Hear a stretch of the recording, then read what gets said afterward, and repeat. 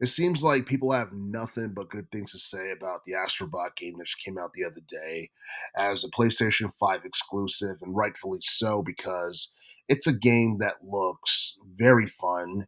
And you look at the aesthetics and you look at the gameplay, you look at the soundtrack and the amount of creativity that went into the game. It's something that makes for a really like good 3D platform title. And I've actually seen like what people have had to say on gameplay trailers. They say that this is kind of like Sony's version of Super Mario Odyssey or Super Mario Galaxy. Like it's really that good.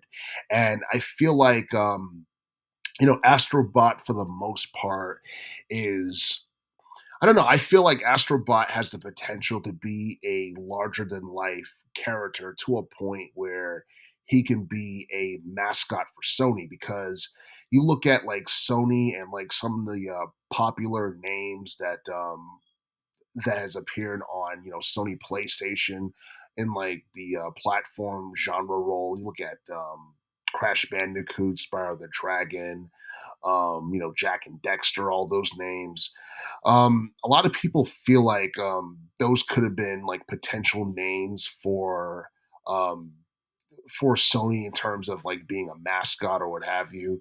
But I believe, like over time, Sony eventually lost the license for Crash Bandicoot and Spyro, because at one time they were the publishers, but that's not the case anymore. And besides, I believe their popularity had declined during the 2000s or whatever. And Astrobot, like the series, got started back in 2018. A lot of people loved the first game, and then we got the Astro's Playroom that came out in 2020, and people like that game as well. They didn't think it was quite as good as the first one, and people are saying that this game for the PlayStation 5, Astrobot, is better than the Astro's Playroom game from 2020.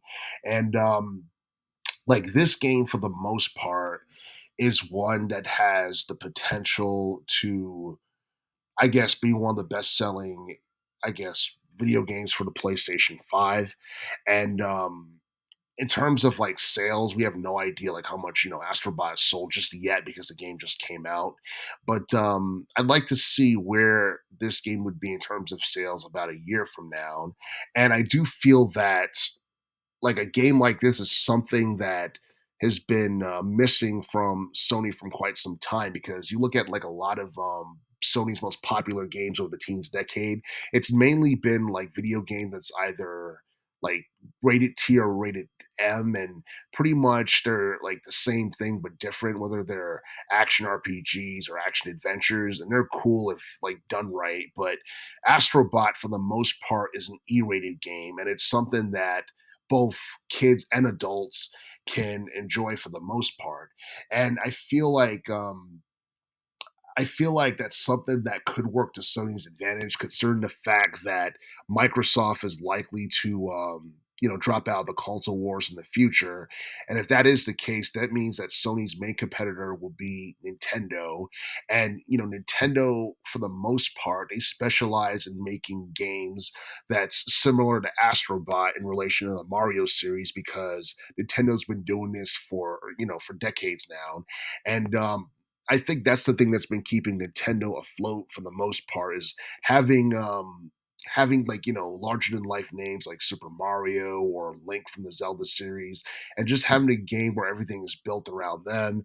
You have these larger, like these big, like open world stages, and all these um all these like all these platforms and all this other stuff that kind of just makes whatever game like more appealing.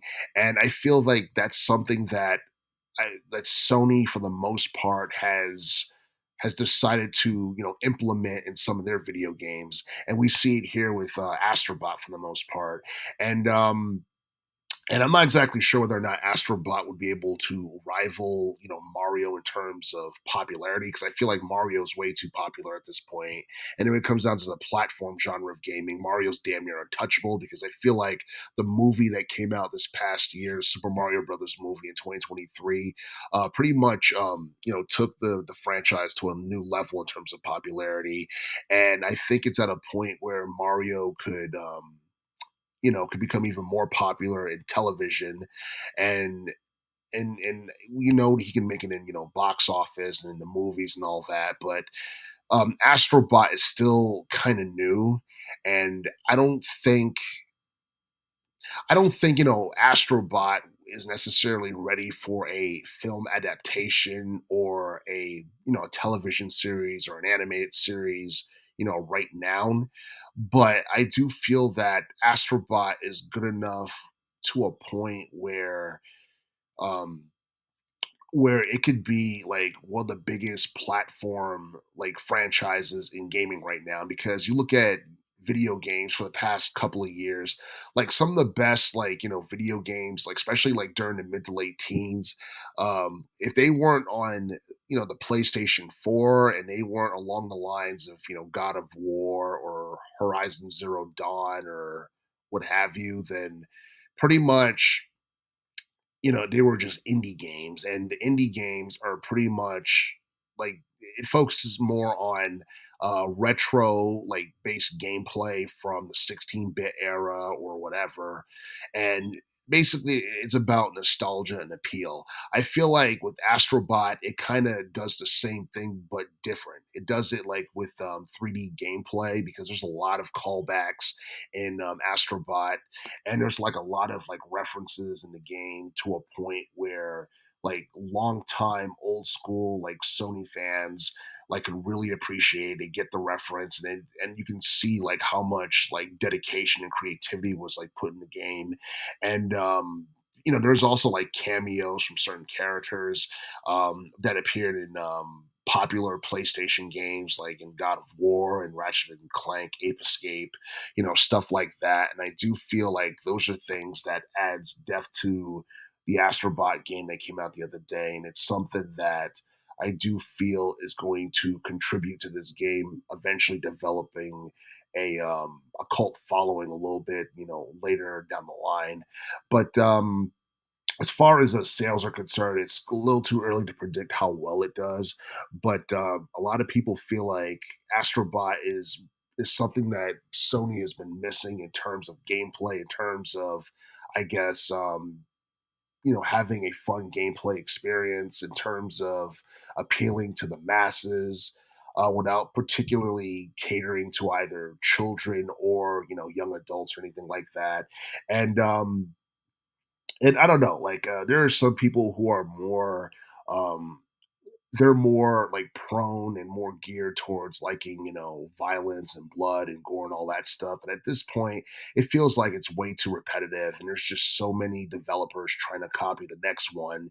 And then you basically just have a game that's uninspired. It's just, a bland copy of something else. And there's no characters that you can either relate to or no characters that catch your eye or anything like that. And at least Sony is trying with Astrobot to do that, because I believe that was considered to be a norm in relation to gaming back in the 80s and the 90s and even like the early 2000s to some extent. And and yeah, I do feel that Astrobot ended up being one of those games that like people are like really happy like exists, because it's something that I feel like, Sony should have done like a while back, like even earlier than 2018. They should have done that, because like the teens decade for the most part seemed like, I'm not gonna lie, like the PS4 era seemed like a drag, because yeah, you had like high profile video games that came out during that time period, but there weren't really any like larger than life characters or anything like that you could really get into, and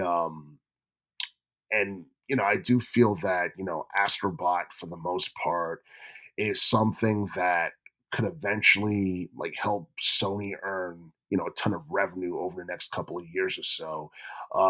Do I see Astrobot eventually becoming more popular than Crash Bandicoot or Spyro the Dragon was during the mid to late 90s? Yeah, in this day and age, quite possibly, because I don't think those like the older games within those two series, was as popular as like this in terms of like appealing to like the critics and appealing to fans and all that stuff. And don't get me wrong, like the older Crash Bandicoot games are still an attraction. You saw that with the Crash Bandicoot Insane trilogy, and you saw that with the remake of the Spyro the Dragon games. But those games all came out more than 20 years ago, and all we got were remakes. Astrobot is something that is recent, and it's something that feels refreshing during a period of gaming where it seems like everybody is just trying to copy the next person in terms of creating games, because I feel like this game has soul to it. It has a creative direction that you don't see in too many video games nowadays. And I do feel like, having that type of passion in terms of trying to put on a fun game and something that's addictive that almost anybody can get into is something that's going to contribute to the overall success of this game. And most likely, with the type of praise that's been getting lately, and like the type of praise that it's been getting like universally, I do feel that Astrobot has the potential to become much bigger than what it is as a franchise.